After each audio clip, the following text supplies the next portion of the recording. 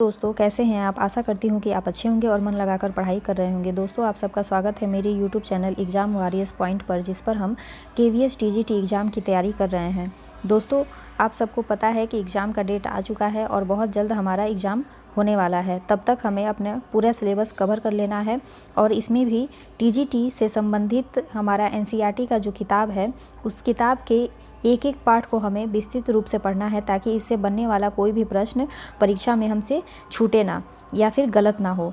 तो दोस्तों उसी से संबंधित हम इस वीडियो में बसंत भाग 1 को पढ़ रहे हैं और इस किताब का ये आज आखिरी पाठ है, जो कि जिसका नाम है बांस बांस सांस सांस में बांस।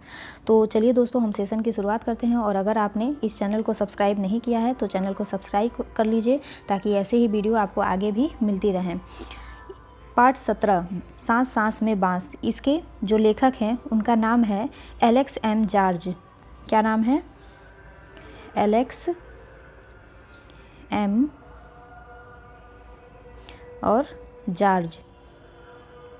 आप आगे भी इस नाम को याद रखिएगा। हो सकता है कि परीक्षा में यही पूछ दे कि बांस सांस सांस में बांस, इस निबंधात्मक पाठ के लेखक का नाम क्या है। तो इसका नाम है एलेक्स एम जॉर्ज। हम इस पाठ में देखते हैं। एक जादूगर थे, चंगकी चंगलन नबा। चंगकी चंगल नबा। अपने जीवन में इन्होंने कई बड़े बड़े करतब दिखलाए। जब मरने को हुए तो लोगों से बोले, मुझे दफनाए जाने के छठे दिन मेरी कब्र खोद कर देखोगे तो कुछ नया सा पाओगे। कहा जाता है कि मौत के छठे दिन उनकी कब्र खोदी गई और उसमें से निकले बांस की टुकड़ियों के कई सारे डिज़ाइन। लोगों ने उन्हें देखा, पहले उसकी नकल की, फिर नई डिज़ाइन भी बनाई।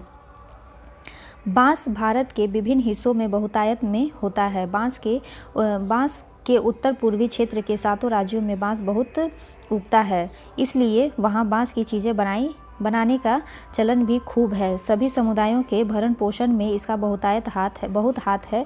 यहाँ हम खास तौर पर देश के उत्तरी पूर्वी जैसे राज्य नागालैंड की बात करेंगे। नागालैंड के निवासियों में बांस की चीज़ें बनाने का खूब प्रचलन है।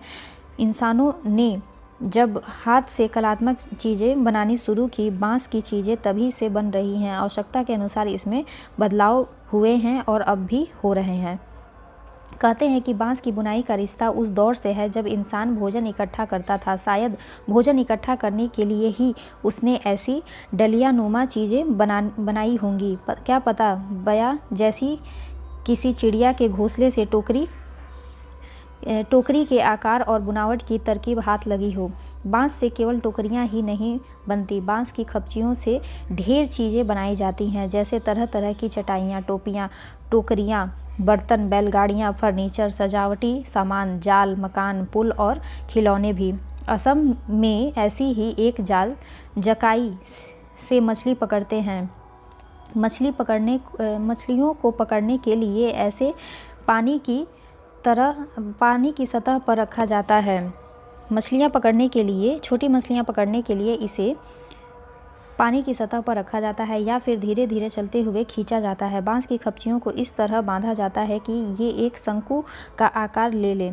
इस शंकु का ऊपरी सिरा अंडाकार होता है। नीचे नुकीले सिरे पर खपचियाँ एक दूसरे से गुथी होती हैं। खपचियों से तरह तरह की टोपियाँ भी बनाई जाती हैं। असम के चाय बागानों के चित्रों में तुम्हें लोग ऐसी टोकरियाँ पहने दिख जाएंगे। हाँ, उनकी पीठ पर टंगी बांस की बड़ी सी टोकरी देखना ना भूलना।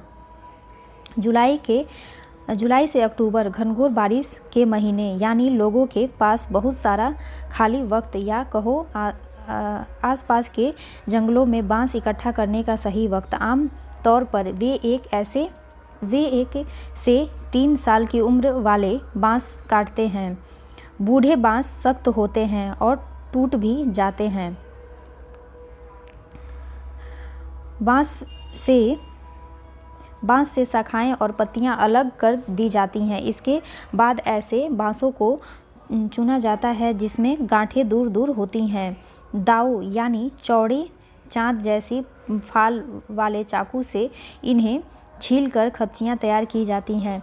खपचियों की लंबाई पहले से तय कर ली जाती है। मसलन आसन जैसी छोटे चीज़ें बनाने के लिए बांस को हर एक गठान से काटा जाता है, लेकिन टोकरी बनाने के लिए हो सकता है कि 2 या 3 या 4 गठानों वाले लंबी खपचियाँ काटी जाएं।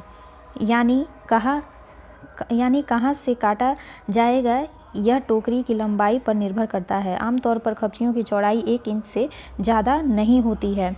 चौड़ी खपचियाँ किसी काम की नहीं होती, इन्हें चीरकर पतली खपचियाँ बनाई जाती हैं। पतली खपचियाँ लचीली होती हैं। खपचियाँ चीरना उस्तादी का काम होता है। हाथों की कलाकारी के बीच खपचियों की मोटाई बराबर बनाए रखना आसान नहीं। इस हुनर को पाने में काफ़ी समय लगता है। टोकरी बनाने से पहले खपचियों को चिकना बनाना बहुत ज़रूरी है। यहाँ फिर दाव काम आता है। खपचियाँ बाएं हाथ में होती हैं और दाव दाएं हाथ में। दाव का धारदार सिरा खपची को दबाए रहता है, जबकि तर्जनी दाव के एकदम नीचे होती है। इस स्थिति में बाएं हाथ से खपची को बाहर की ओर खींचा जाता है। इस दौरान दायां अंगूठा दाव के ऊपर और दबाता है और दाव खपचियों पर दबाव बनाते हुए घिसाई करता है। जब तक खपची एकदम चिकनी नहीं हो जाती, यह प्रक्रिया दोहराई जाती है। इसके बाद होती है खपचियों की रंगाई। इसके लिए ज़्यादातर गुड़हल, इमली की पत्तियां आदि का प्रयोग किया जाता है। काले रंग के लिए इन्हें आम की छाल में लपेटकर कुछ दिनों के लिए मिट्टी में दबाकर रखा जाता है। बांस की बुनाई वैसे ही होती है जैसे कोई और बुनाई। पहले खपचियों को चित्र में दिखाए गए तरीके से आड़ा तिरछा रखा जाता है। फिर बाने को बारी बारी से ताने के ऊपर नीचे किया जाता है। इससे चेक का डिज़ाइन बनता है, पलंग की निवाड़ की बुनाई की तरह। टूल बुनना हो तो हर एक बाना 2 या 3 तानों के ऊपर और नीचे से जाता है। इससे कई सारी डिज़ाइनें बनाए जा सकते हैं। टोकरी के सिरे पर खपचियों को या तो चोटी की तरह गूँथा जाता है या फिर कटे सिर के नीचे की ओर मोड़कर फंसा दिया जाता है और हमारी टोकरी तैयार। चाहो तो बेचो या घर पर ही काम में ले लो। तो दोस्तों, हमने देखा कि यह पाठ बांस से संबंधित और उससे बनने वाली चीज़ों से संबंधित है और इसमें बताया गया है कि बांस का इस्तेमाल किन किन चीज़ों को बनाने के लिए किया जाता है और उसका किन किन राज्यों में ज़्यादा महत्व है। तो मुझे उम्मीद है कि आपको ये पाठ अच्छे से समझ में आ गया होगा और इससे बनने वाले प्रश्न भी आपको आगे आने वाले परीक्षा में समस्या नहीं पैदा करेंगे, बल्कि आपको अच्छे से वो प्रश्न हल करने में आसानी होगी। तो दोस्तों, मैंने आपसे बताया था कि इसके जो राइटर हैं उनका नाम है एलेक्स एम जॉर्ज। अनुवाद किसने किया है? शशि सबलोक ने। इस प्रकार हम इसका अभ्यास प्रश्न भी देख लेते हैं। बांस को बूढ़ा कब कहा जा सकता है? बूढ़े बांस में कौन सी विशेषता होती है? तो बांस जब बहुत बड़ा हो जाता है या बहुत ज़्यादा दिनों का हो जाता है तो वो बूढ़ा हो जाता है।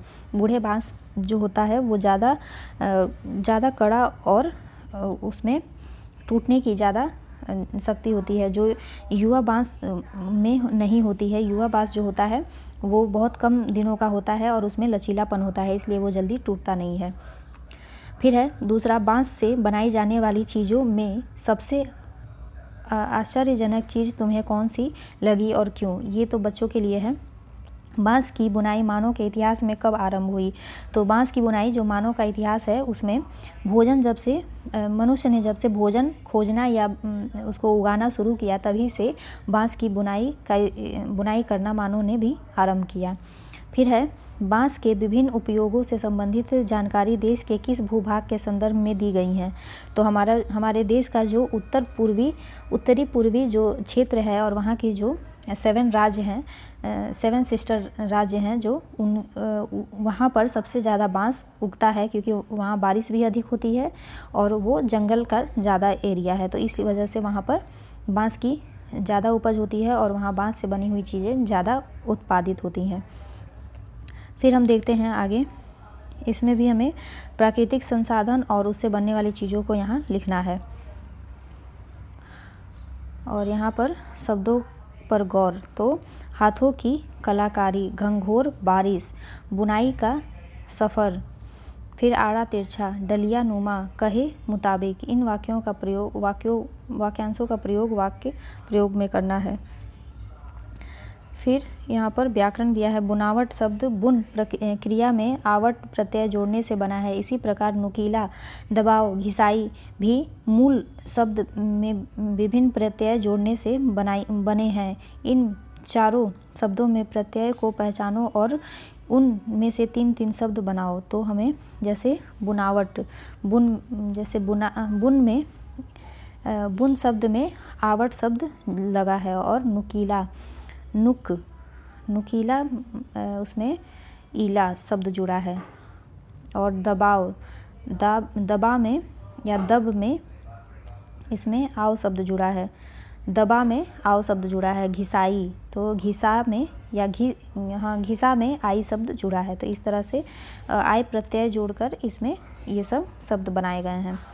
तो दोस्तों, मुझे उम्मीद है कि आपको ये सेशन अच्छा लगा होगा और आपने अब तक इस चैनल को लाइक भी ज़रूर कर दिया होगा।